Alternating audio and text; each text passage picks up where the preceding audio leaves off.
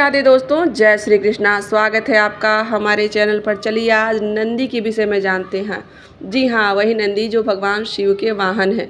तो भगवान शिव के वाहन नंदी कैसे बने और क्यों भगवान शंकर के किसी भी मंदिर में नंदी का मुख भगवान शिव की तरफ होता है। जैसे ऐसा प्रतीत होता है कि नंदी सदैव भगवान शंकर को देखते रहना चाहते हैं, उनके दर्शन करते रहना चाहते हैं। चलिए आज ऐसी कुछ जानकारियों के साथ और नंदी की उत्पत्ति की कथा के साथ हम आपके बीच में उपस्थित हुए हैं। परंतु दोस्तों, उससे पहले यदि आप हमारे चैनल पर नए हैं तो प्लीज़ चैनल को सब्सक्राइब कर लीजिए, बेल आइकन प्रेस कर दीजिए और एक प्यारा सा लाइक कर दीजिए। चलिए जानते हैं कि अल्पायु होते हुए भी नंदी अमर कैसे हो गए। प्राचीन काल में एक ऋषि हुआ करते थे जिनका नाम था शिलाद। उन्होंने ब्रह्मचारी रहने का निर्णय लिया था, किंतु जब उनके पितरों को इस बात का पता चला कि शिलाद ब्रह्मचारी रहने का निश्चय कर लिए हैं तो सभी बहुत दुखी हो गए, क्योंकि बिना श्राद्ध और तर्पण के तो किसी के पितर तरते नहीं हैं। तो इसीलिए सभी पितर दुखी हो गए और तब उन्होंने दुखी होकर कहा कि जब तक शिलाद को पुत्र की प्राप्ति न होती है तो उनकी मुक्ति नहीं हो सकती। शिलाद विवाह करना नहीं चाहते थे, किंतु अपने पितरों के उद्धार के लिए और पुत्र की प्राप्ति की कामना से उन्होंने भगवान शंकर की कई वर्षों तक तपस्या की। उनकी तपस्या से प्रसन्न होकर महादेव उनके सामने प्रकट हुए और उन्हें एक पुत्र प्राप्ति का वरदान देकर चले गए। शिलाद उसके बाद कुछ समय के पश्चात शिलाद के पुत्र की प्राप्ति के लिए एक यज्ञ किया और उन्होंने भूमि को जोतना प्रारंभ कर दिया। जब वह भूमि को जोत रहे थे तो उसी समय उन्हें एक पुत्र की प्राप्ति हुई, जिसे देख करके उन्हें अत्यंत हर्ष हुआ। इसलिए उन्होंने उस पुत्र का नाम रखा नंदी, अर्थात आनंद। जिसे देखकर आनंद प्राप्त हो उसे नंदी कहा जाता है। एक बार की बात है, मित्र और वरुण नाम के जो दो ऋषि थे वो आते हैं शिलाद मुनि के आश्रम में, और वहाँ पर शिलाद मुनि के आश्रम में जब उन्हें नंदी के देखते हैं तो और नंदी उनकी खूब सेवा भाव करते हैं, उनको खूब उनके प्रेम से उनके मेहमान नवाजी करते हैं। उसके बाद उनकी सेवा भाव से वह प्रसन्न होकर दोनों शिलाद ऋषि को जो दो दीर्घायु होने का वरदान प्रदान किया था, किंतु नंदी को बिना आशीर्वाद दिए ही वे जाने लगते हैं। तब शिलाद मुनि दोनों से पूछते हैं कि उन्होंने उनके पुत्र को दीर्घायु होने का आशीर्वाद क्यों नहीं दिया। इस पर दोनों ने कहा कि नंदी अल्पायु हैं, मात्र 16 वर्ष की आयु में ही उनकी मृत्यु हो जाएगी। यह सुनकर के शिलाद विलाप कर करके रोने लगे। तब दोनों महर्षियों ने नंदी को महादेव की तपस्या करने के लिए कहा। इसके पश्चात नंदी जी ने भगवान शंकर की कठोर तपस्या की, जिससे महारुद्र प्रसन्न हुए और उन्हें दर्शन देते हुए कहा, उन्होंने वरदान मांगने के लिए कहा कि हे पुत्र, तुम्हें जो वरदान चाहिए वह तुम प्राप्त कर सकते हो। तब नंदी ने सदैव उन्हें अपने सानिध्य में रखने के लिए कहा हे महादेव, मेरे जीवन का तो सबसे बड़ा वरदान यही होगा कि सदैव मैं आपके सानिध्य में ही रहूं। महादेव ने उसे अमरता का वरदान दे दिया और उन्हें अपने वाहन के रूप में स्वीकार कर लिया। नंदी वहीं से महादेव के साथ कैलाश पर चले गए और उनकी सेवा में रम गए। जब शिलाद को यह पता चला कि भगवान शिव की कृपा से उनका पुत्र अजर अमर हो गया है तो वह बहुत ही प्रसन्न हुए। महादेव की सेवा करते हुए नंदी को बहुत वर्ष बीत गए थे और शिलाद उस समय अत्यंत वृद्ध हो गए थे। जब वह अपने पुत्र से मिलने के लिए कैलाश पर्वत पर एक बार पहुँचे तो नंदी अपने पिता को देख करके बहुत प्रसन्न हुए और उनकी खूब सेवा की। तब शिलाद ऋषि ने उसके साथ चलने के लिए कहा, किंतु नंदी ने उनकी आज्ञा यह कहकर न मानने से इनकार कर दिया कि उनके जीवन का एकमात्र उद्देश्य भगवान शिव की सेवा करना ही है। तब शिलाद मुनि ने भगवान शिव से प्रार्थना की कि अब इस वृद्धावस्था में उनके पुत्र के साथ उन्हें भेज दिया जाए।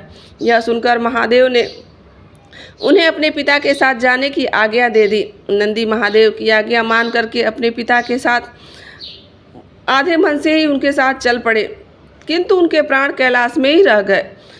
अपने आराध्य से दूर होने के कारण नंदी का स्वास्थ्य प्रतिदिन बिगड़ता जा रहा था। जब शिलाद ने उनका विवाह एक कन्या सुयसा से करवा दिया ताकि गृहस्थ जीवन उनका आराम से बीते और फिर वह शायद उस चीज़ों को थोड़ा सा पीछे कर दें, पर वह और अपने गृहस्थ जीवन में रम जाए और उनका जीवन शायद गृहस्थी में लगने लगे।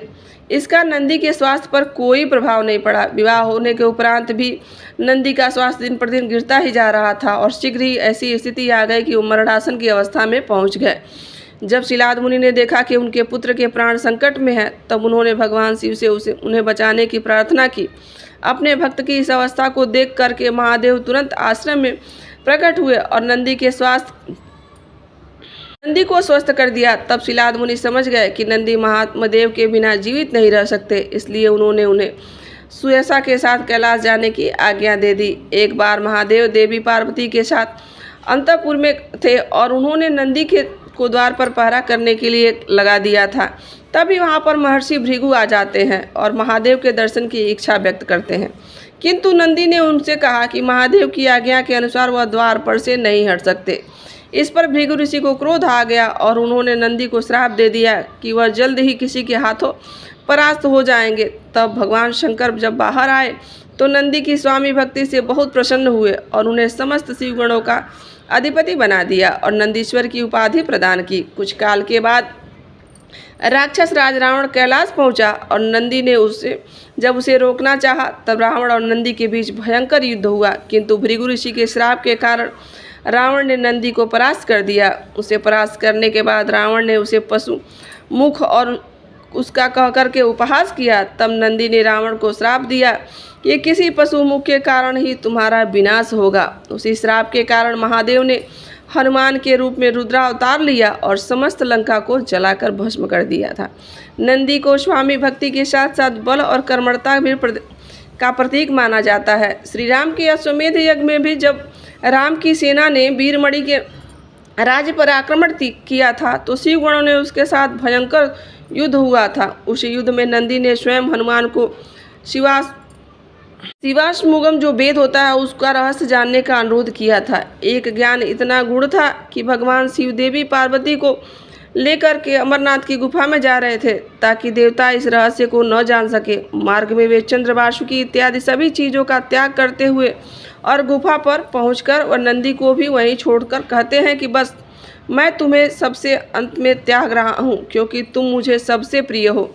वेदों का ज्ञान देने से पहले वह पार्वती से कहते हैं कि अगर उन्होंने यह ज्ञान पूरा ना सुना तो वह उनसे बिछड़ जाएंगे। देवी पार्वती के आश्वासन पर भगवान शिव कथा सुनाते हैं, किंतु देवी पार्वती बीच में ही सो जाती हैं।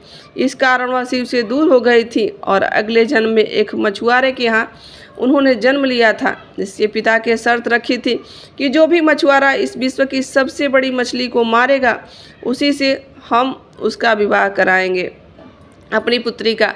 जब भगवान शिव एक मछुआरे के वेश में वहाँ पर आते हैं और नंदी ने एक बहुत बड़ी मछली के रूप में अवतार लिया।